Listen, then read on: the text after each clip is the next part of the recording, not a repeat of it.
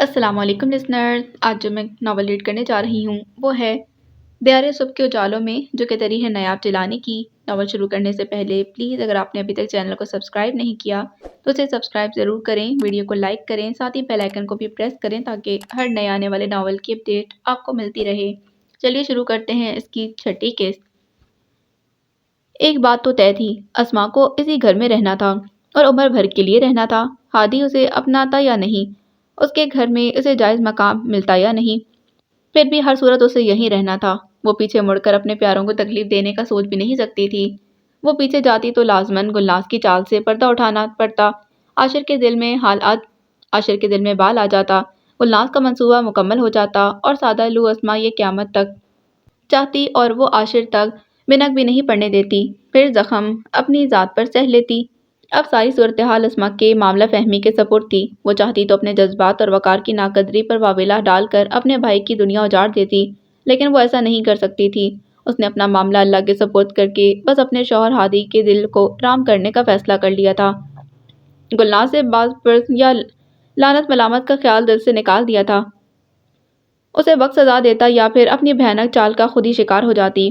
اسما نے اسے جزا سزا سے بھی بری کر دیا تھا۔ جو کچھ اسما کے ساتھ ہوا تھا، جو کچھ گلناز نے کیا تھا، وہ اس وقت بھیانک سچویشن سے اسما کو گزرنا پڑا تھا۔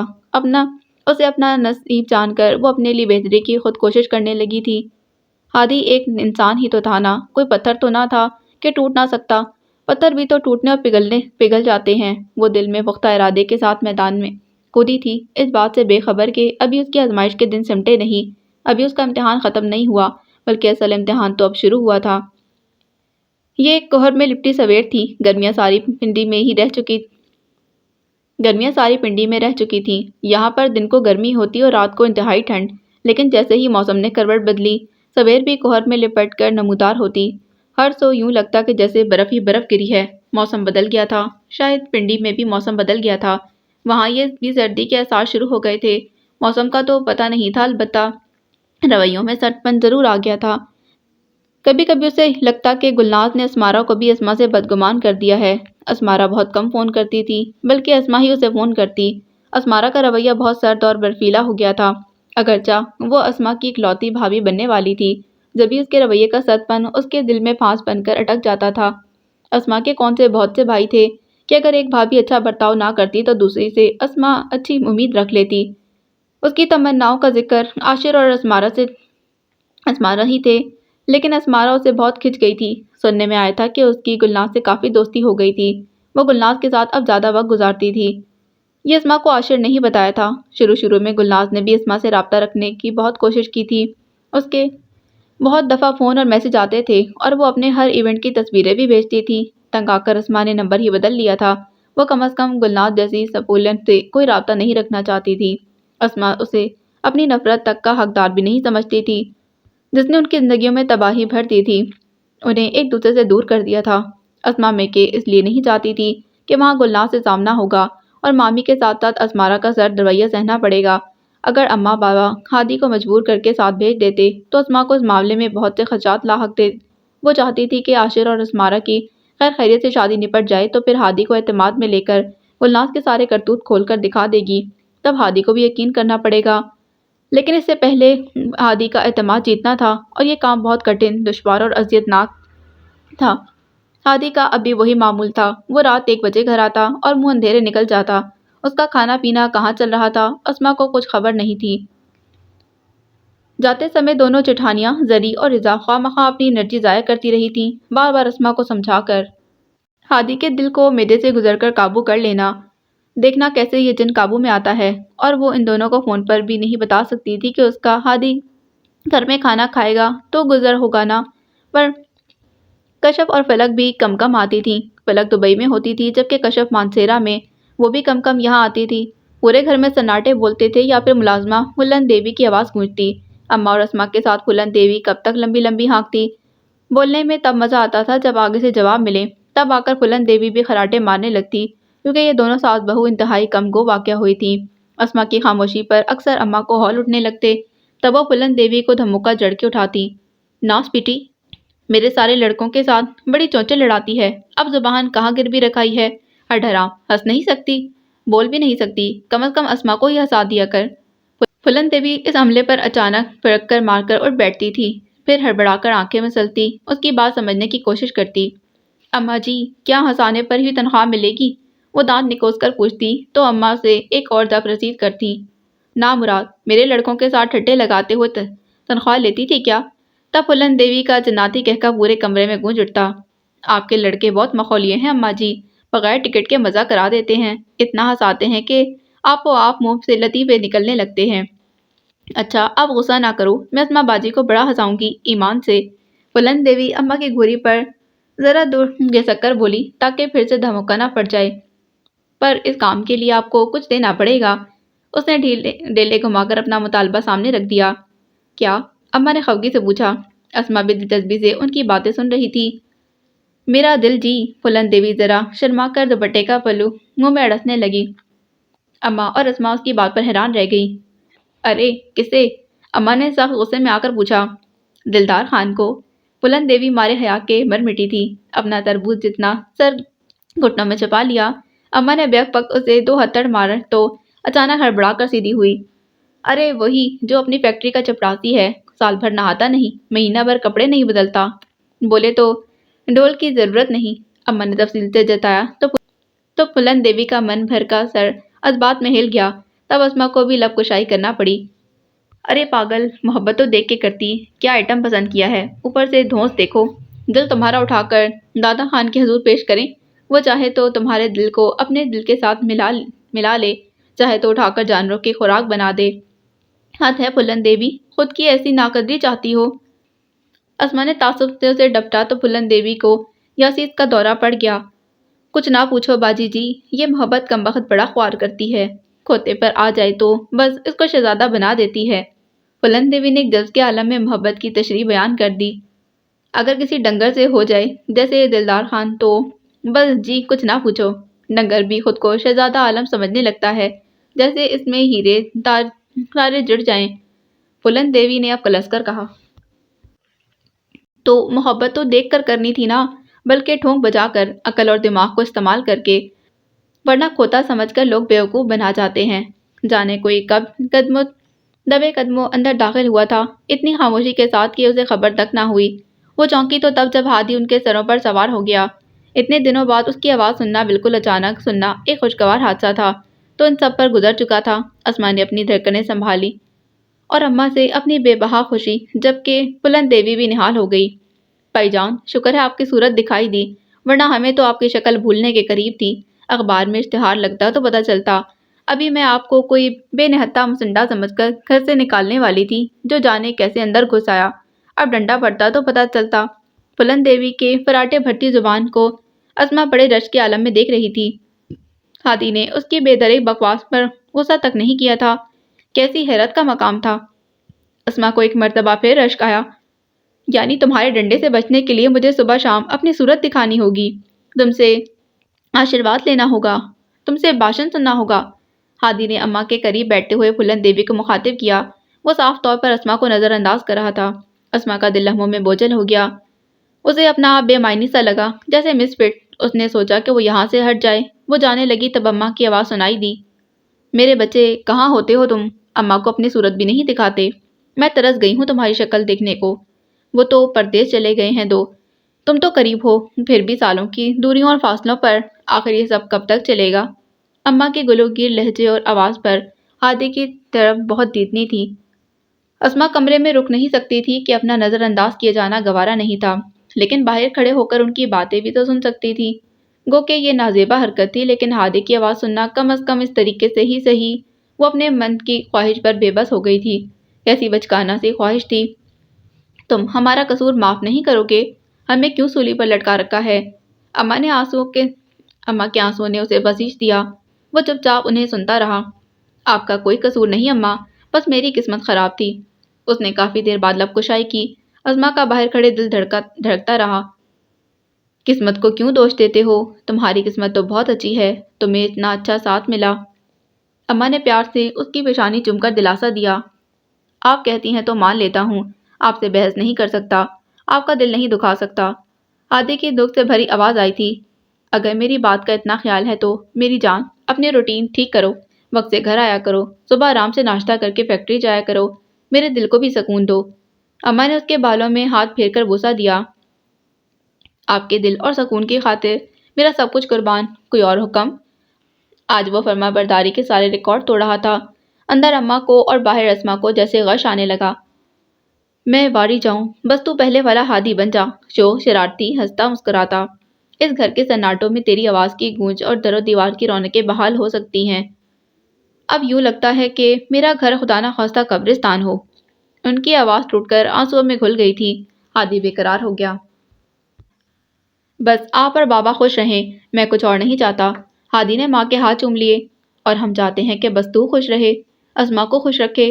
ہم تو تم دونوں کو خوش اور آباد دیکھنا چاہتے ہیں۔ انہوں نے اپنے اندر کی خواہش کو ہادی کے سامنے رکھ دیا تھا۔ اس کا رنگ واضح طور پر بدل گیا کہ میں بابا کے اسی بات کے آس پاس چکراتے اتنے لمبے چوڑے لیکچر کو سن کر فیکٹری سے گھر بھاگا ہوں، اور گھر آ کر بھی وہی بھاشن۔ وہ شدید چلاہٹ پر قابو پاتا بمشکل اپنے لہجے کو نرم رکھ سکا تھا کہ اماں کی طبیعت کے پیش نظر وہ اپنی آواز کو بلند کر کے یا پھر اپنے لفظوں کی کاٹ سے انہیں تکلیف نہیں دینا چاہتا تھا۔ پھر اماں اور بابا کا قصور بھی کیا تھا؟ قصور تو سارا اس چڑیل کا تھا، اور شاید وہ بے خبر ہی رہتا، کبھی جان نہ پاتا اگر وہ آخری میسج اسے وصول نہ ہوتا۔ اگر وہی میسج اسے بر وقت وصول ہو جاتا تو صورتحال یہ نہ ہوتی۔ اس چڑیل کی جگہ اسمارا ہوتی، اس کی زندگی کو روشن کرتی، مہکاتی، اپنی خوشبوئیں بکھیرتی۔ ہم تیرے بھلے کے لیے کہتے ہیں ہادی، تیرے دشمن تھوڑی ہیں میری جان۔ تجھے آج احساس نہیں، کل ضرور ہوگا، لیکن میرے لیے یہی بہت ہے کہ تجھے ہم دونوں کا احساس اس گھر کی طرف کھینچ لاتا ہے۔ پر بیٹا، وہ غریب بھی تمہاری توجہ اور چاہت کی طلبگار ہے، اس کے حقوق سے نگاہ کیوں چراتے ہو؟ اماں نے بڑے پیار سے اسے ایک مرتبہ پھر اسما کے جیتے جاگتے وجود کا احساس دلایا تو وہ بے چین ہو کر کھڑا ہو گیا۔ اماں، میں نہاتا ہوں، بہت تھکن ہو رہی ہے، فیکٹری میں بہت کام تھا، کتنے ٹرک لوڈ کروا کر چائنا بھجوائے ہیں کینو کے، اس دفعہ بڑا پروفٹ ہوگا۔ اس نے بڑی ہوشیاری سے اماں کا دھیان بٹاتے کہا۔ اماں گہری سانس بھر کر رہ گئیں۔ پروفٹ کیوں نہیں ہوگا؟ گھر سے جی چرا کر پورا دن اور آدھی رات فیکٹری میں گزارتے ہو، پھر بھی پروفٹ کیوں نہ ہو؟ لیکن ہادی، ایک بات سمجھ لو، مادی چیزوں میں دھن دولت سے بڑھ کر رشتے، وقت اور محبت کے حقدار ہوتے ہیں۔ اب جا کر نہا سکتے ہو، اگر ماں پر احسان کرنا ہو تو کر لینا، کھانا گھر میں کھا لینا، بار بار نہ کہنا پڑے، ورنہ سن لو کان کھول کر، میں بھی فاقہ کرنے شروع کر دوں گی۔ ان کی دھمکی پر ہادی کی گردن پوری پھنس گئی تھی۔ وہ تلملا بھی نہ سکا، احتجاج بھی نہ کر سکا۔ ٹھیک ہے، پر اپنی اس نام نہاد بہو سے کہیے گا میرے سامنے آنے سے گریز کرے۔ ہادی نے جاتے جاتے بھی شوشہ چھوڑنے سے اجتناب نہیں کیا۔ اماں نے اسے گدی سے پکڑ لیا۔ رکو، میری بات سنو، وہ کیوں تمہارے سامنے نہ آئے؟ بیوی ہے تمہاری، تم پر حق رکھتی ہے۔ اماں کے سخت لہجے پر ہادی ہمیشہ زیر ہو جاتا تھا، کبھی اونچی آواز نہ نکالتا، احتجاج نہ کرتا۔ یہی تو اس کی سعادت مندی تھی، جس سے اماں بابا فائدہ اٹھا رہے تھے۔ وہ جانتے تھے ہادی ان کی محبت اور فرما برداری کی وجہ سے بے بس ہے۔ اب بھی اماں کی جھاڑ پہ چپ چاپ کھڑا رہا تھا۔ جب وہ خاموش ہوئی تو بول پڑا۔ ٹھیک ہے اماں، میں کچھ نہیں کہوں گا، وہ سامنے آتی رہے، مگر میرے معاملات میں ہرگز مداخلت نہ کرے۔ ہادی کے اگلے الفاظ نے اماں سمیت باہر کھڑی اسما کو بھی سن کر دیا تھا۔ وہ جو بددل ہو کر ہٹ ہی رہی تھی، اماں کا جواب سننے کے لیے رک گئی۔ وہ کیوں مداخلت نہ کرے؟ بیوی ہے تمہاری، اس کا فرض بنتا ہے تم پر کڑی نگاہ رکھے، اس کا حق بنتا ہے تم سے آنے جانے کا حساب لے۔ اماں کے گرجدار لہجے کی گونج باہر تک آئی تھی۔ اسما کا دل خوش ہو گیا۔ آخر کوئی تو تھا جو اس نواب کی بولتی بند کروا سکتا تھا۔ سارے حق اس کے بنتے ہیں، میرا کوئی حق نہیں۔ ہادی کی جھنجھلاہٹ اسما کو مزہ دے گئی تھی۔ اس کی پتلی حالت پر وہ شدید لطف اٹھاتی رہی۔ کیوں نہیں میری جان مان؟ اماں کا لہجہ شہد ٹپکانے لگا۔ انہوں نے ہادی کو بازو سے پکڑ کر پھر سے قریب بٹھا لیا۔ تمہارا اسما پر حق ہے، اسما کا تم پر حق ہے، میاں بیوی ایک دوسرے کا لباس ہوتے ہیں میری جان۔ اماں اس کا منہ چوم کر شہد بھرے لہجے میں بولی۔ مجھے کالا لباس نہیں چاہیے، میں تو کپڑوں میں سیاہ رنگ پسند نہیں کرتا، کچا کہ بیوی کو برداشت کروں۔ اس کی سیاہی سمیت ہادی کا تنفر باہر تک چھلک رہا تھا۔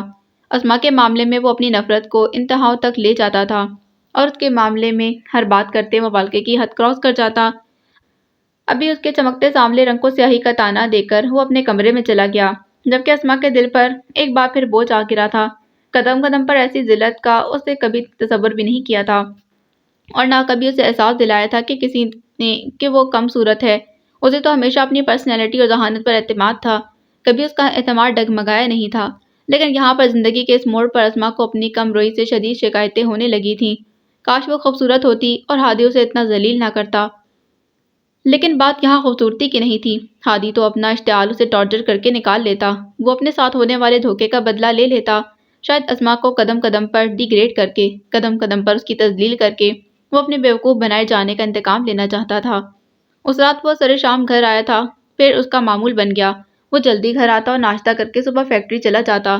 اماں اور بابا اس کے معمول پر بے انتہا خوش تھے، کم از کم تھوڑی سی اور بہتری کی شکل دکھائی دی تھی۔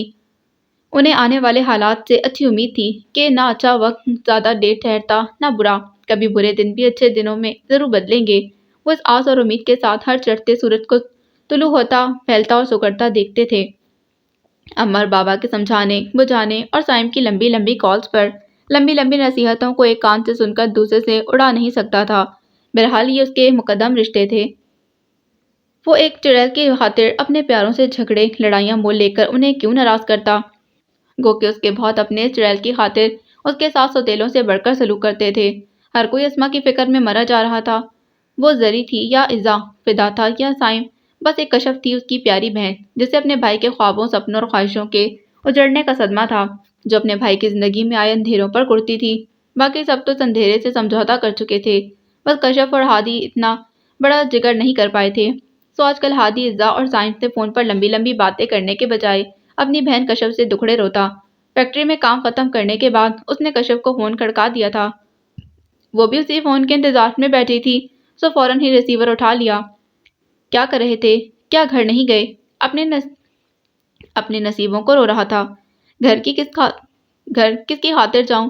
اس چڑیل کے لیے جو سب کچھ کڑا کر بے حاجن بنی بیٹھی ہے، سب کی ہمدردیاں وصول کرتی ہے، میرا کسی کو خیال تک نہیں۔ ہادی کو موقع ملا تو شروع ہی ہو گیا۔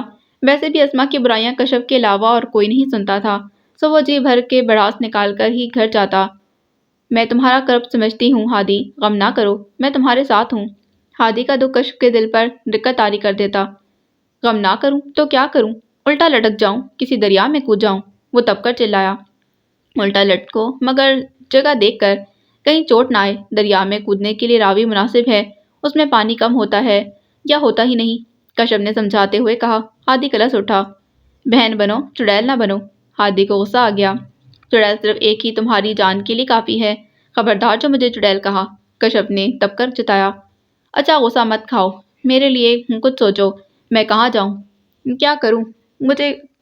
ہر کوئی مجھے ہی نصیحتیں کرنے پر تلا ہے، ہر کسی نے مجھے سمجھانے کی قسم اٹھا رکھی ہے۔ میرا اکلوتا دوست گلریز کب آئے گا میرے درد سننے، میرے درد کی دوا کرنے؟ ہادی نے کرب اور اذیت کی لہروں سے نکل کر آہ وغاں کی تھی۔ گلریز اسی ہفتے آ جائیں گے۔ کشف کا لہجہ مٹھاس سے بھر گیا۔ پھر تم لوگ ضرور چکر لگانا، میرا دل بھی بہل جائے گا۔ سائم بھی چلا گیا، میں کس سے اپنے دکھڑے کہوں؟ گلریز بھی میری مدد نہیں کرتا۔ ہادی کے اپنے ہی دکھڑے بہت تھے۔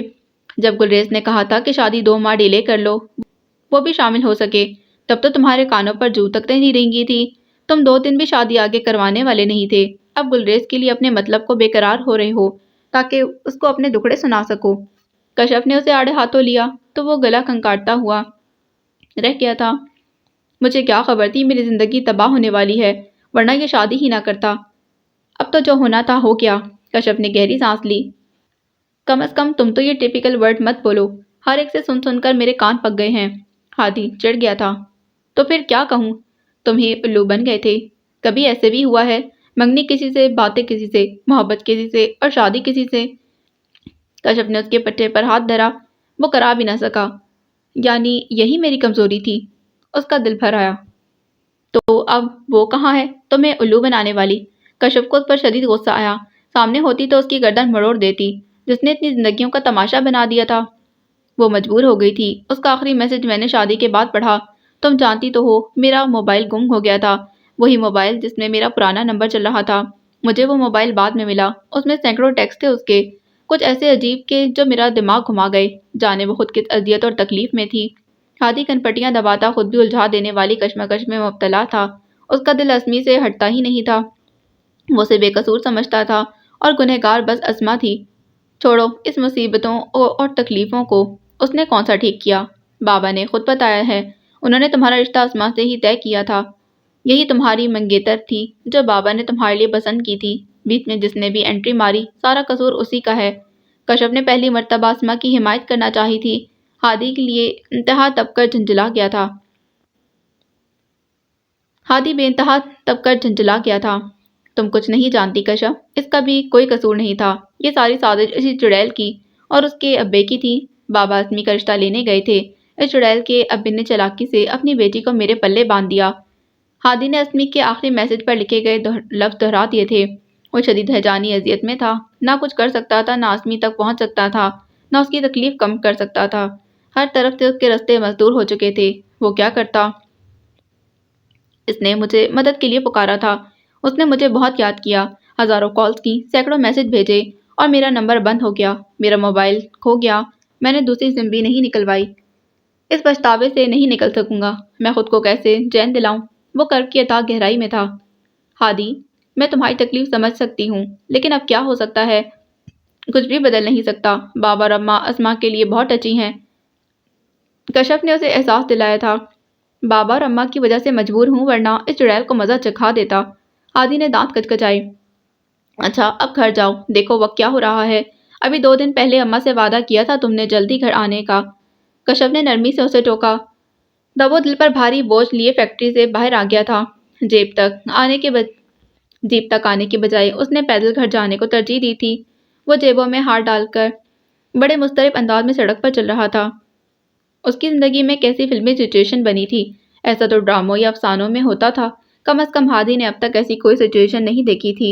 اس کے ساتھ اپنی طرز کا ایک الگ ہی کیس ہوا تھا۔ وہ شروعات سوچتا تو حیران رہ جاتا۔ جو کچھ اس کے ساتھ ہوا تھا کیا ایسا عام زندگی میں بھی ہوتا تھا؟ وہ چلتا چلتا گھر پہنچ گیا تھا۔ جیسے ہی مرکزی دروازہ کھول کر اندر پہنچا، پھولن دیوی ڈکارے مارتی نظر آئی تھی۔ اسما اسے 7 اپ میں نمک ڈال کر دے رہی تھی، یعنی شروعات ہی خراب تھی۔ آتے ہی سامنا اس کا موڈ خراب ہو گیا۔ وہ تن تن کرتا اپنے کمرے میں چلا گیا۔ پھر نہا کر تھوڑے اعصاب ڈھیلے ہوئے تو سکون آیا۔ پھر وہ اماں کے کمرے میں چلا آیا۔ اماں اسے دیکھ کر کھل اٹھی تھی، لیکن ان کی طبیعت ناساز لگتی تھی۔ جیسے ہی وہ اماں کے قریب بیٹھا، اسما ایک مرتبہ پھر ٹپک پڑی۔ پھولن دیوی کی خدمتوں کے بعد اب اماں کو ہاتھوں میں ڈالا جا رہا تھا۔ پہلے انہیں زبردستی دودھ پلایا، پھر ان کا سر دبانے بیٹھ گئی تھی۔ ہادی سے یہ ڈرامے برداشت نہ ہو رہے تھے۔ اس کے نتنے پھول گئے، یعنی پرائیویسی کا یہ حال تھا۔ وہ اپنی ماں کے ساتھ اکیلے میں بیٹھ بھی نہیں سکتا تھا۔ پھولا کی طبیعت ٹھیک ہوئی؟ اماں نے اسما کے نرم ہاتھوں کو پکڑ کر پوچھا۔ وہ اسے سر دبانے نہیں دے رہی تھی۔ کون اماں؟ وہ سمجھ نہیں پائی۔ یہی بیٹا، پھولن دیوی، نام تو اس کا پھولا ہے۔ یہ سائم اور ہادی نے بیچاری کو پھولن دیوی بنا رکھا ہے۔ اماں نے وضاحت کی تو اس نے سمجھ کر سر ہلا دیا۔ وہ اماں کا متواتر سر دباتی رہی۔ ہادی سے رہا نہیں گیا تو پوچھنے لگا، حالانکہ کب سے اخبار پکڑے بے نیاز بیٹھا تھا، مگر اماں کی کرہ پر متفکر ہو گیا۔ سر میں درد ہے اماں، ڈاکٹر کے پاس لے چلوں؟ نہیں، ڈاکٹر کے پاس جانے کی ضرورت نہیں، میری بیٹی نے سر میں تیل ڈالا ہے، مالش بھی کی ہے، اب تو بہت آرام ہے۔ انہوں نے پیار سے اسما کے ہاتھ تھپتھپائے۔ ہادی نے جل کر اخبار پر توجہ مبذول کر لی۔ ساری چالاکیاں ہیں۔ جب میں نے منہ نہیں لگایا، میرے ماں باپ کو دوسرے حربوں سے مٹھی میں کر لیا۔ وہ دیکھ اخبار کو رہا تھا، مگر سارا دھیان اب ان دونوں کی طرف تھا۔ پیٹ میں تکلیف تھی، اسے قہوہ بنا کر دیا ہے۔ پہلے 7 اپ پلائی، اب کچھ بہتر محسوس کر رہی تھی۔ اسما شاید پھولن دیوی کی طبیعت کا حوال بتا رہی تھی۔ نا مراد کھاتی بھی تو بے طریق ہے، یہ نہیں سوچتی پیٹ تو اپنا ہے، اتنا ہی ڈالے جتنا پیٹ سہ سکے، بدہضمی کروا کر آئے دن بیٹھ جاتی ہے۔ اماں نے تبصرہ کیا۔ وہ ان کی باتوں پر بور ہونے لگا تھا۔ یہ کوئی باتیں ہیں کرنے کی؟ اوہ، نری بوریت۔ وہ اٹھنے کے لیے پر تول رہا تھا جب اماں نے اسے روکا۔ فون آیا تھا تمہاری بہن کا؟ وہ اسے اطلاع دے رہی تھی یا کوئی خاص بات کہنا چاہتی تھی؟ مانسہرہ یا دبئی سے؟ ہادی نے چونک کر پوچھا۔ مانسہرہ سے۔ اماں کے لہجے میں بیٹی کے لیے پیار تھا۔ تم دونوں کو دعوت پر بلایا ہے، انہوں نے اسما اور ہادی سے بیک وقت کہا۔ وہ دونوں ہی بے ساختہ چونک گئے تھے۔ اسما حیران تھی۔ اماں نے اسے تو کوئی ذکر نہیں کیا تھا، شاید وہ چاہتی تھیں کہ ان دونوں سے اکٹھا ہی ذکر کریں۔ ہادی بھی چونک کر اماں کی طرف دیکھنے لگا۔ وہ جان بوجھ کر اسما کی طرف دیکھنے سے گریز برت رہا تھا۔ جب سے آیا تھا ایک نگاہ غلط بھی اسما کی طرف نہیں اچھالی تھی۔ ایسے نگاہوں پر پہرا لگا رکھا تھا جیسے اسما کو دیکھا تو گناہ ہو جائے گا۔ مجھے تو نہیں کہا؟ ہادی کو حیرانی ہوئی تھی۔ ابھی کچھ دیر پہلے تو بات ہوئی تھی، آپ منع کر دیتی۔ اس کی ساس نے دعوت دی ہے، کیسے منع کرتی؟ تم بھی کمال کرتے ہو، کیا کشف کی ساس کو انکار کر دیتی، وہ بھی بلا وجہ؟ ہمارے ہاں رواج ہے شادی شدہ جوڑوں کو دعوت پر گھر بلانا، پھر وہ تمہاری بہن کی سسرال ہے۔ اماں نے خاصی خفگی کے ساتھ جتلایا تھا۔ بہن کا سسرال ہے، اسی لیے تو کہہ رہا ہوں، آپ منع کر دیتی۔ بہنوں کے گھروں میں روٹیاں کھانے کا بھی ہمارے ہاں رواج نہیں، یا آپ بھول گئیں؟ ہادی کو نکتے پکڑنے تو آتے تھے، اماں کو خبر تھی وہ آسانی سے ہاتھ نہیں آئے گا، اس لیے گدی سے پکڑا تھا۔ تمہاری بہن کا سسرال اصل میں تمہاری خالہ کا گھر بھی ہے، شاید تمہیں یاد آ گیا ہو۔ آج کل تمہاری یادداشت خاصی کھو گئی ہے، رشتے اور چیزیں بھولتے جا رہی ہیں۔ اماں بھی جیسے بھڑاس نکال رہی تھیں یا سر دبانے والی کی شہ پا کر اسے سنا رہی تھیں۔ ہادی جھنجھلا گیا۔ آپ کہہ دیتی، اس تکلیف کی کیا ضرورت تھی؟ وہ سخت ناگواری سے بولا تھا۔ اسما چپ چاپ سنتی رہی، وہ بھی ہادی کی ناگواری دیکھ رہی تھی، اور وہ جھنجھلا اس لیے رہا تھا کہ اسما موجود تھی۔ وہ چاہتا تھا اسما باہر چلی جائے، لیکن وہ بھی ڈھیٹ بن کر بیٹھی رہی۔ آخر ضد کرنے والے کو بھی تھوڑا ضد کرنے میں کیا حرج تھا؟ کیوں کہہ دیتی، یہ تو ہمارے ہاں کا رواج ہے، نئی دلہن کو اپنے رشتہ داروں سے متعارف کروانے کا۔ اماں بھی آج ہادی کے ضبط کا امتحان لے رہی تھی۔ ابھی تو سر میں درد تھا، تبھی ہاتھ ہولا رکھا تھا، ورنہ اس کی اچھی بھلی کلاس لے لیتی۔ میں نے اسے بتا دیا ہے اتوار کو اسما اور ہادی آئیں گے۔ اماں نے اس کے سر پر دھماکہ کیا۔ وہ پڑی پڑی نظروں سے دیکھنے لگا، جیسے اسے یقین نہ آیا ہو۔ اماں، وہ جھنجھلا گیا، پھر خواہ غصہ کرنے لگا۔ 100 دلیلیں دیں، 101 دلائل دیے، مگر نتیجہ وہی ڈھاک کے 3 بات۔ اماں نے اس کے احتجاج کو کسی خاطر میں نہیں رکھا تھا، وہ صاف اسے نظر انداز کر رہی تھی۔ وہ اسما کو نظر انداز کر رہا تھا۔ اس کی جھنجھلاہٹ اسما کو بڑا مزہ دے رہی تھی، پھر اسے مجبوراً اماں کی دوائی لینے باہر آنا پڑا۔ جب وہ دوبارہ اندر آئی تو اماں اپنے اسرار اور جلال سے اسے منا چکی تھیں اور اس کا منہ پھولا ہوا تھا۔ اماں نیم دراز تھیں، ان کا سر درد اب بہتر تھا، تاہم ایڑیوں میں جلن ہو رہی تھی۔ اسما نے ہاتھوں میں لوشن لے کر اماں کے پیروں کی طرف آ کر ان کی ایڑیوں کا مساج کیا تو انہیں سکون ملا۔ اماں کی پائنتی کی طرف ہادی ایزی چیئر پر بیٹھا تھا، ایک مرتبہ پھر اخبار میں گم تھا، تاہم وہ اسما کا پائنتی کی طرف آنا محسوس کر چکا تھا۔ اس کی کرسی قریب ہی رکھی تھی۔ وہ اسما کو نظر انداز کرتا اخبار چھوڑ کر اپنی جگہ سے اٹھا اور دوسری طرف گھوم کر اماں کی پائنتی پر بیٹھ گیا، یوں کہ ایک طرف اسما کھڑی اماں کے پیر دبا رہی تھی، دوسری طرف ہادی ان کے ہاتھ پکڑے بیٹھا تھا اور نرمی سے دبانے لگا۔ اماں نے اس کا ہاتھ پکڑ کر چوم لیا تھا، لیکن مخاطب وہ اسما سے ہوئی تھی۔ اسما بیٹا، بس کرو، تم بھی تھکی ہوئی ہو، اب آرام کرو میری بچی۔ اماں نے بڑے پیار کے ساتھ اسما کو روکا تو وہ اپنی عذلی نرم ہموار آواز میں بولی، اپنے گھر کے کاموں میں تھکاوٹ کیسی اماں؟ پھر مجھے تو عادت ہے، آپ کو آرام آیا؟ اس کی ملائم آواز میں جتاتا ہوا تاثر تھا، جیسے اپنے گھر پر خاص زور دیا گیا ہو۔ ہادی پر ایک مرتبہ پھر جھنجھلاہٹ سوار ہوئی۔ پہلی مرتبہ اس نے مڑ کر اسما کی طرف دیکھنا چاہا، لیکن اس کی نگاہ اسما کے چہرے تک نہیں جا سکی تھی۔ اس کے ہاتھوں کو دیکھتا لمحہ بھر کے لیے ساکت ہوا تھا۔ اس کے سانولے ملائم اور نفیس ہاتھوں کی لغزش واضح تھی، جیسے وہ ہادی کی نگاہ کا تاثر محسوس کر چکی تھی، اور وہ اس کی نگاہ میں اپنی پہنائی انگوٹھی دیکھ کر دنگ تھا۔ ننھا سا ہیرا بیش قیمت انگوٹھی میں جگمگا رہا تھا، یوں کہ آنکھوں کو خیرہ کرتا نظر آیا۔ ہادی کی سانسیں ایک دم تیز ہو گئیں، اس کا دل اچانک بہت زور سے دھڑکا، شاید اندر کوئی تغیر رونما ہوا تھا۔ وہ اس تیزی سے گھبرا کر اپنی جگہ سے اٹھا کہ اماں کا پورا پلنگ ہل گیا۔ اسما تک گھبرا کر پیچھے ہٹی۔ اماں مارے تفکر کے لیٹی سے اٹھ بیٹھی۔ ہادی، آئے ہائے، کیا ہو گیا؟ تم ٹھیک تو ہو؟ اماں کا مارے پریشانی کے برا حال تھا، اس کا گھبرائے چہرہ دیکھ رہی تھی، جس پر پسینے کے قطرے اچانک نمودار ہوئے تھے، اتنی ٹھنڈ کے باوجود۔ تم ٹھیک ہو بیٹا؟ اماں بے چین ہو گئی۔ نہیں اماں، میں ٹھیک نہیں، جانے کیا ہوا ہے، سینے میں پکڑ دھکڑ چل رہی ہے، جیسے اندر کچھ ہوا ہو، کوئی گڑبڑ؟ وہ بے ربط بولتا واقعی گھبرایا ہوا تھا، پھر اماں کی بات سننے کے لیے رکا نہیں، جلدی سے باہر نکل گیا۔ اماں ہکا بکا رہ گئی۔ اسے کیا ہوا ہے؟ کیسی گڑبڑ؟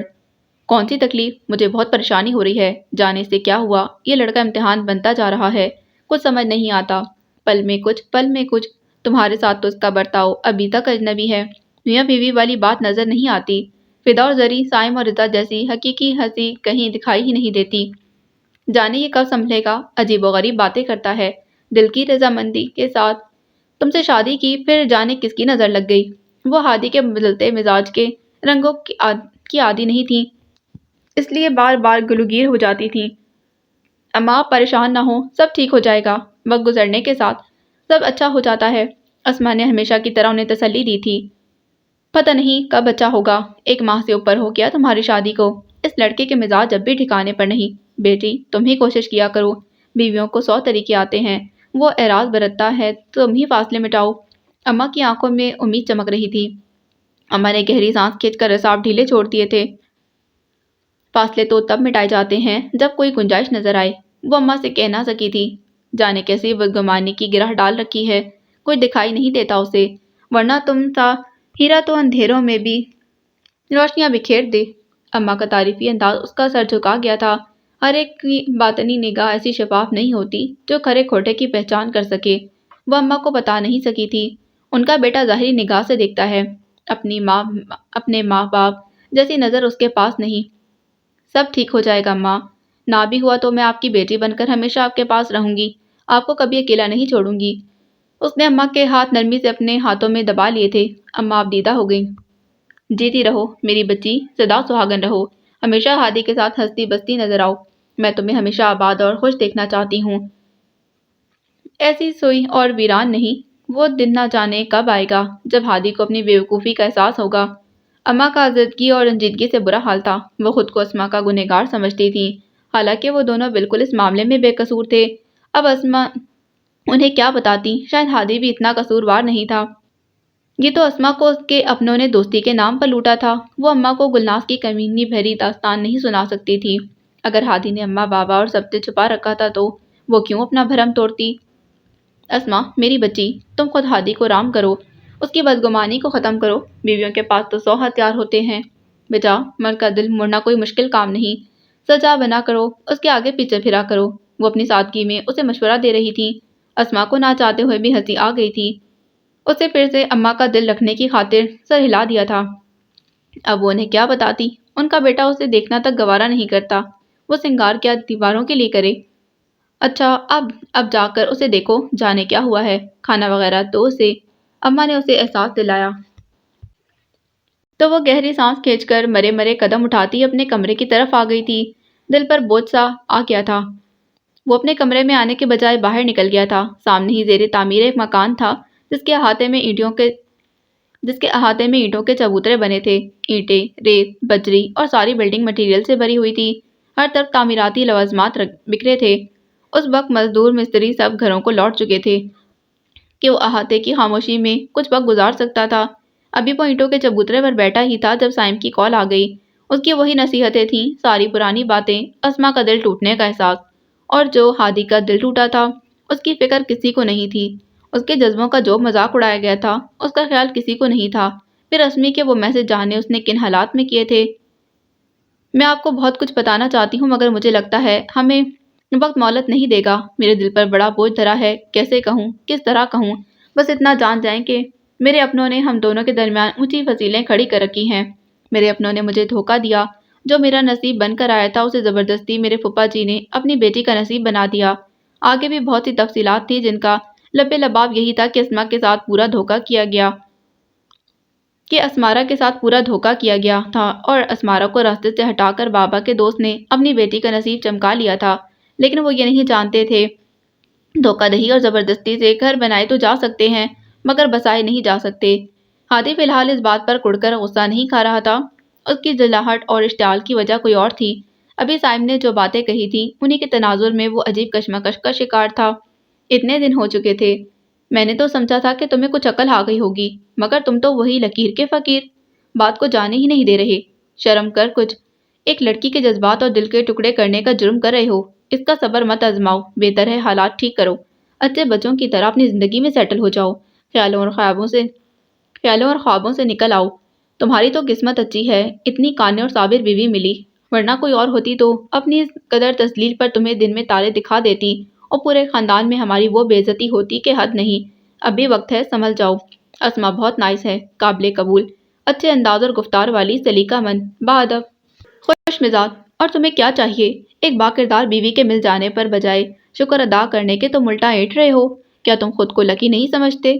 تمہاری بیوی کی زندگی میں آنے والے تم پہلے مرد ہو جسے اس نے آخری ہی بھی سمجھ لیا ہے، ورنہ جس طرح تم اسے منہ بھر بھر کر دھتکار چکے ہو وہ تم پر لعنت ڈال ڈال کر چلی جاتی۔ سائم نے اس کی تفصیلاً کلاس لی تھی اور یہ سائم کی باتوں کا اثر تھا یا کچھ دیر پہلے ہونے والی ہلچل کی شدت کا گہرا اثر تھا۔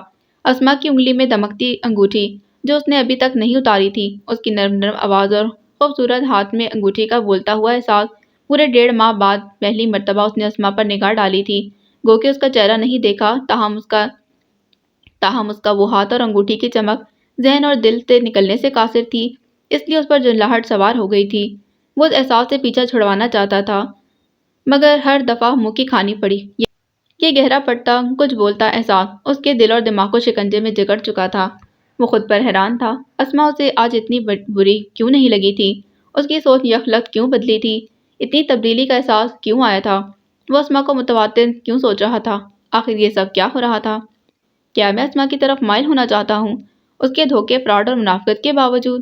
اور سائم نے کیا کہا تھا کہ وہ دل سے اسما کی دھوکے، نفرت اور منافقت کو نکال کر چاہے بے دلی سے ہی صحیح اگر ایک نظر اسما پر ڈالے تو یقیناً اس کے دل میں ایسا کوئی جذبہ ضرور بیدار ہوگا جو بہتری کے آثار سامنے لاتا۔ کیا سائم کی بات سچ ثابت ہو رہی ہے؟ اس نے بے قراری سے سوچا۔ نہیں نہیں، ہرگز نہیں۔ وہ خود کو بے ساختہ جھٹلانے لگا۔ وہ ایک جھوٹی اور مکار لڑکی ہے۔ اس نے میرے ساتھ ہی نہیں، ایک جذبوں سے گندی لڑکی کے ساتھ بھی برا کیا۔ وہ دھوکہ دہی سے میری زندگی میں آئی ہے، میں اسے کبھی قبول نہیں کر سکتا۔ وہ خود کو اپنے ارادوں میں قائم کر رہا تھا۔ وہ ایک عجیب کشمکش میں مبتلا تھا، دل اور بات کرتا دماغ اور۔ کیا بتا اسما بے قصور ہو، ساری چال اس کے باپ نے چلی ہو، وہ مجرم نہ ہو۔ دماغ اسے ایک نئی راہ دکھاتا تھا، دل کو کچھ اور کہتا، ضمیر کچھ اور کہتا، جذبات کچھ اور کہتے۔ اس کے اندر ایک جنگ چھڑی ہوئی تھی، ایک گہری کشمکش کی شاخیں اور جھاڑیاں بکھری ہوئی تھیں۔ وہ ان میں الجھ جاتا۔ سب کہتے ہیں اسما اچھی لڑکی ہے، کیا پتا وہ اچھی ہو؟ میں سب کو اکیلا جھٹلا رہا ہوں، کون سا اسما کو آزما چکا ہوں۔ سب کہتے ہیں اسے ایک موقع دینا چاہیے، کیا اس کی گنجائش ہے؟ وہ بری طرح الجھا تھا، عجیب و غریب، عجیب اذیت کا شکار تھا۔ اس کے اندر کچھ اور پکار اٹھ رہی تھی۔ کیا میں اسما سے تعلق جوڑنے کا خواہشمند ہوں؟ اس کے دل نے سوال اٹھایا تھا اور ہادی کے اندر بالکل اسی طرح کی پکڑ دھکڑ ہونے لگی تھی جو کچھ دیر قبل اماں کے کمرے میں اسے بے قرار ہو کر باہر نکلنے پر مجبور کر چکی تھی۔ ایسے ہی گھبراہٹ، گڑبڑ، ہلچل، دل یوں دھڑک رہا تھا جیسے پسلیاں توڑ کر باہر آ رہا تھا۔ اس سے کیا ہو رہا تھا؟ کیوں ہو رہا تھا؟ وہ تو اسما سے نفرت کرتا تھا، پھر وہ کیوں اس کے متاثرین میں شامل ہو رہا تھا؟ کیا وہ اس کی خوبیوں کا معترف ہو رہا تھا؟ وہ خوبیاں جو ہر کوئی اس کے سامنے بڑھا چڑھا کر بیان کرتا، یا اس کی نرم روی کا، یا اس کی خوش اخلاقی کا، یا اس کے صبر کا، یا اس کی قناعت کا، یا اپنے والدین کے ساتھ اس کا حسن اخلاق دیکھ کر کیا وہ واقعی ایسی تھی، اندر سے صاف شفا، یا اپنی کسی چال کے تحت ڈھونگ رچا رہی تھی، اپنی اچھائی ثابت کر رہی تھی، خود کو اعلیٰ و رفع بنا کر پیش کر رہی تھی؟ یعنی ستی ساوتری۔ وہ شدید جھنجلاہٹ میں پتھروں کو ٹھوکر مارتا ہوا اٹھ کھڑا ہوا۔ اس نے غصے میں آ کر اپنے بال نوچ لیے۔ کیا ہو گیا ہے مجھے؟ میں ایسا کچا تو نہیں تھا۔ اگر اس کے ہاتھ خوبصورت ہیں تو اس سے کیا فرق پڑتا ہے؟ میری غلط فہمی میں پہنائی انگوٹھی ابھی تک اس نے نہیں اتاری تو کیا ہوا؟ میرے دل میں اس کے لیے کوئی گنجائش نہیں، قطعی نہیں، ذرا بھی نہیں۔ وہ خود کو بار بار باور کروا رہا تھا۔ میں نے اس سے محبت نہیں کی تھی، محبوبہ کوئی اور تھی۔ قسمت کی ستم ظریفی یا ان مکار لوگوں کی مکاریوں سے اگر کچھ الٹ ہوا تو کیا ہو گیا؟ وہ میرے دل سے نکلی نہیں۔ اس نے خود کو یقین دلایا، لیکن کوئی تھا جو اندر بیٹھا اسے کچوکے لگا رہا تھا، اسے چبھن دے رہا تھا، اس کی زیادتی کا احساس دلا رہا تھا۔ وہ خود سے بھی بے بس ہو گیا، دل چاہ رہا تھا ہر چیز کو تہس نہس کر ڈالے، یا اپنی کچھ عرصہ پرانی والی زندگی کو واپس لے آئے جس میں کوئی تفکر، کوئی بے چینی، کوئی ہلچل نہیں تھی۔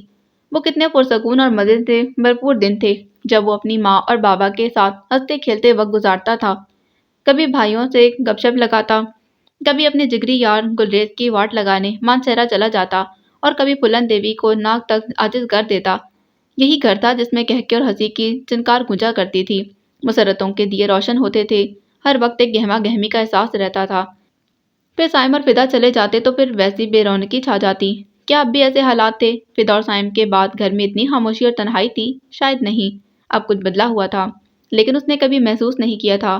ہاں، اب ضرور کر رہا تھا۔ پہلے کی طرح اماں کو تنہائی اور اکیلے پن کے شکوے نہیں ہو رہے تھے، ان کا دل اسما سے بہل گیا تھا، وہی اسما جو ایک خاموش کردار تھی، پر اب کیوں اتنی شدت کے ساتھ اپنے ہونے کا احساس دلا رہی تھی؟ آخر کیوں؟ ہادی کو تو اس کی پرواہ نہیں تھی، وہ یہاں رہتی یا نہ رہتی، جہاں مرضی جاتی اس کی بلا سے۔ لیکن اب کیا ہو گیا تھا؟ کچھ انہونا، کچھ انوکھا۔ نہیں، مجھے اس کی ضرورت نہیں، میں اتنا کمزور نہیں اس کے سامنے جھک جاؤں اور اس کے قرب کی بھیک مانگوں۔ وہ مجھے کیا سمجھے گی؟ ایک نفس پرست انسان۔ میں ایسا نہیں ہوں، مجھے اسما کی ضرورت نہیں ہے، بالکل بھی نہیں۔ اس نے سر جھٹک کر زیر لب بڑبڑا کر کہا تھا۔ وہ اپنے اندر ہونے والی کشمکش سے تنگ آ چکا تھا۔ وہ مجھے کیا سمجھے گی؟ ایک نفس پرست انسان۔ وہ مجھ پر التفات نچھاور کرتی ہے، اماں کے کہنے پر یا خود سے۔ کیا وہ چاہتی ہے میں اس کی طرف مائل ہو جاؤں، اسے توجہ دوں؟ ہادی ہونٹ کاٹتے ہوئے ابھی بڑبڑا رہا تھا۔ لیکن مجھے اس کی ضرورت نہیں ہے، اس نے جیسے آخری فیصلہ کر لیا۔ یوں اندر چھڑی جنگ رکی تو نہیں، تاہم کم ضرور بڑھ گئی تھی۔ ابھی وہ اینٹوں سے اٹھنا چاہتا تھا کہ جب کسی نے اس کے کندھے پر ہاتھ رکھ کر دباؤ ڈال دیا، جیسے اسے اٹھنے سے روکا ہو۔ جیسے ہی ہادی نے گردن گھما کر اپنے پیچھے دیکھنا چاہا، اپنی حیرت پر قابو نہ پا سکا۔ وہ لمحہ بھر کو بھونچکا سا رہ گیا۔ اسے امید ہی نہیں تھی کہ وہ یہاں آ جائے گی۔ اس کے پیچھے اسما کھڑی تھی، ہاتھ میں جیکٹ لیے، خود کو شال میں لپیٹے۔ وہ اس کے الفاظ ہادی کو ترتاپا فریز کر گئے تھے، یوں کہ ہڈیوں کے گودے میں اترتی ٹھنڈ کا احساس تک نہ ہوا۔ اس کی حیرت سے پھیلی آنکھیں اسما کے الفاظ پر کچھ اور پھیل گئی تھیں۔ آپ کو میری ضرورت نہیں ہے، لیکن مجھے آپ کی ضرورت ہے ہادی۔ اس کے الفاظ اس کی شخصیت جیسے نرم اور ملائم تھے۔ اس کے ہر سرد موسم میں اس کے لفظوں کی نرمی اور گرمی حرارت کا کام دے رہی تھی۔ ہادی سے چند لمحے بولا ہی نہیں گیا۔ اس کی زبان جیسے رک گئی تھی، یہ لفظ بہت ہلکے پڑ رہے تھے۔ اسے امید ہی نہیں تھی وہ اس جگہ ہادی کی تلاش کرنے پہنچ جائے گی۔ بہت دیر بعد قدے سنبھل کر ہادی نے اسما کو مخاطب کیا۔ اس کی نگاہیں اسما پر جم گئیں۔ شاید وہ شادی والی رات کے بعد اب اس کے چہرے کو اتنے غور اور قریب سے دیکھ رہا تھا۔ اس کی نظروں میں اتری تپش اسما کے رخسار تپا رہی تھی، اور اتنی شدید ٹھنڈ کے باعث اس کی ناک سرخ ہو رہی تھی۔ تم یہاں کیوں آئی ہو؟ ہادی نے بمشکل اپنی نگاہوں کو اس کے چہرے سے ہٹا کر ادھر ادھر دیکھنا چاہا۔ وہ شکلاً اتنی بری نہیں تھی، قبول صورت ضرور تھی۔ اگر وہ اسے نفرت نہ کرتا تو بظاہر وہ اچھی تھی، قابل قبول۔ ہادی اسے قبول کر سکتا تھا اپنے ماں باپ کی پسند سمجھ کر، اگر بیچ میں وہ سارا سلسلہ نہ ہوتا۔ آپ کو یہ جیکٹ دینے بغیر گرم سویٹر کے باہر نکل آئے تھے۔ اماں کو بہت پریشانی ہو رہی تھی، اسما نے نرم آواز میں جیسے وضاحت کی تھی۔ ہادی ایک بھمچکا کر جیسے چونکا تھا۔ صرف اماں کو پریشانی ہو رہی تھی؟ ہادی کے لہجے میں اچانک تبدیلی در آئی۔ اس کا سوال اسما کو بھی چونکا گیا۔ وہ اسما کے لبوں سے کیا سننا چاہتا تھا؟ نہیں، مجھے بھی۔ اسما کے جواب نے ہادی کی جلتی انا کو خاصی تسکین پہنچائی تھی۔ اس کے لبوں پر ایک تیکھا سا تبسم ابھر آیا۔ کس خوشی میں؟ اس کا اگلا سوال حیران کر گیا۔ وہ بات کو طول دے رہا تھا یا پھر طنز کرنا چاہتا تھا؟ اس نے سنبھل کر اسے دیکھا۔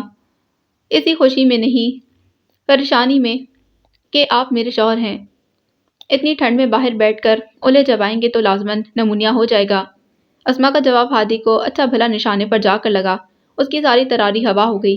وہ جان چکا تھا کہ اسما بہت حاضر جواب ہے۔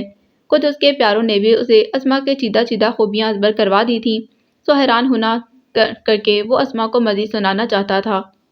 تو اس سے کیا فرق پڑتا ہے، مجھے نمونیا ہو یا زرسام؟ اس نے چبھتے ہوئے انداز میں کہا تھا۔ فرق کیوں نہیں پڑتا؟ آپ بیمار ہوں گے تو لازمی طور پر روٹین ڈسٹرب ہوگی، آپ کی تیمارداری کرنا پڑے گی۔ اسما نے سہولت سے اسے بتایا۔ ہادی کی بھویں تن گئیں۔ مجھے کوئی شوق نہیں تم سے تیمارداری کروانے کا۔ اس کا لہجہ کڑاکے کا سر تھا۔ اسما کے لبوں پر ایک بھرپور تبسم اتر آیا۔ آپ کو شوق نہ ہو، مجھے تو شوق ہے نا، اور میرا فرض بھی بنتا ہے۔ آپ کو اگر حقوق و فرائض کا علم نہیں، نادان، ناسمجھ، کم عقل، معصوم بچے ہیں تو کیا ہوا؟ میں تو اپنے فرائض کو اچھی طرح جانتی ہوں اور سمجھتی ہوں۔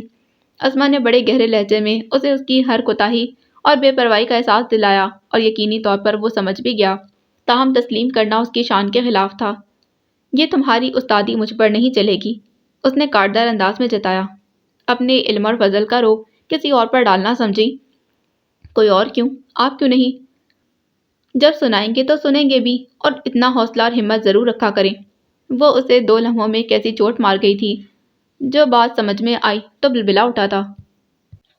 تو تم مجھے للکار رہی ہو؟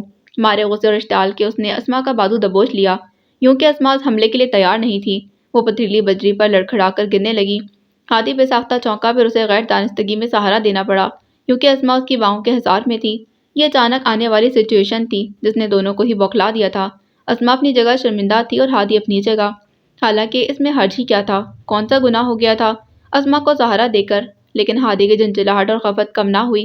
وہ خواہ اسما پر چڑھ دوڑا تھا۔ تم یوں اونچے ہتھ کنڈوں سے میرے نزدیک آنے کی کوشش نہ کرو۔ ہادی کے اگلے الفاظ اسما کو ماری تذلیل کے لال کر گئے تھے۔ وہ بمشکل سنبھل کر سیدھی ہوئی۔ میں نے ایسی کوئی کوشش نہیں کی، اس نے ہونٹ چباتے بلکہ جھکا کر کہا۔ ابھی تک دل قابو نہ ہوا تھا کہ حادثہ گزرے 2 منٹ ہو چکے تھے۔ وہ تو میں دیکھ ہی چکا ہوں۔ ہادی کا انداز گہرا اور کاٹ دار تھا۔ میرے لیے کھانے بناتی ہو، کپڑے تیار کرتی ہو، ہر چیز کا خیال رکھتی ہو تاکہ میں نرم پڑ جاؤں، تم پر التفات کی بارش کر دوں، تمہاری طرف مائل ہو جاؤں، تمہیں ستی ثابتی تسلیم کر لوں۔ لیکن ایک بات سن لو، مجھ سے توجہ اور التفات کی برسات کے متعلق توقع تم اپنے وہم و گمان میں بھی مت رکھنا۔ میں بارش تو کیا بوند تکن تمہیں حقدار نہیں سمجھتا۔ ہادی کے الفاظ مارے توہین اور تذلیل کے اسے لہو رنگ کر گئے تھے۔ اس کی ناک لال انگارہ ہو گئی تھی اور شدت ضبط سے اس کے گال تپ اٹھے تھے، مگر پھر بھی اس نے ضبط کا دامن ہاتھ سے جانے نہیں دیا تھا۔ آپ کا خیال رکھنا میرا فرض ہے۔ میں اپنے فرائض میں کوتاہی کیوں کروں؟ کیوں گناہگار بنوں؟ آپ اپنے حقوق سے بے شک اعراض برتیں، یہ آپ کا معاملہ ہے، میں اپنے معاملوں میں کلیئر ہوں، ایک دم فیئر۔ آپ اپنی سوچ کے مطابق جو مرضی کہہ لیں۔ اس کا جواب سن کر ہادی اپنے آپے میں نہیں رہا۔ یعنی تم مجھے گھٹیا اور نیچ سوچ رکھنے والا کہہ رہی ہو؟ ہادی کی آواز مارے غصے کے جھرجھرا گئی تھی۔ اسما نے پھر سے تحمل کا مظاہرہ کیا۔ میں نے یہ کب کہا ہے؟ تمہاری بات کا مطلب تو یہی تھا، وہ جیسے غرا کر بولا۔ مطلب تو بہت سی باتوں کے بہت سے نکلتے ہیں، غور کرنے بیٹھے تو زندگی گزر جائے گی۔ اسما کا انداز ناسہانہ تھا۔ ہادی اس کی نرمی پا کر مزید سیکھ پا نہ ہو سکا تھا، ورنہ دل تو چاہ رہا تھا کہ کچھ اور بھڑاس نکل جاتی، تھوڑا دل میں غصہ کم ہوتا۔ پھر اس نے جان بوجھ کر بات گھمائی۔ تم میرا پیچھا کیوں کر رہی ہو؟ کچھ دیر بعد اسے اعتراض کے لیے ایک نکتہ مل گیا تھا۔ اسما نے گہری سانس کھینچ کر اس کا اعتراض قبول کیا۔ اس لیے کہ آپ پر نظر رکھنا میرا فرض ہے۔ اب کہ اسما ہلکا سا مسکرائی تھی، تاکہ آپ کی تانکا جھانکیاں میری نگاہ میں رہیں۔ اس نے جملہ مکمل کر دیا۔ اب وہ ہادی کی طرف دیکھ رہی تھی، جس کا گورا رنگ کچھ سردی کی شدت اور غصے کی گرمی سے تپ رہا تھا۔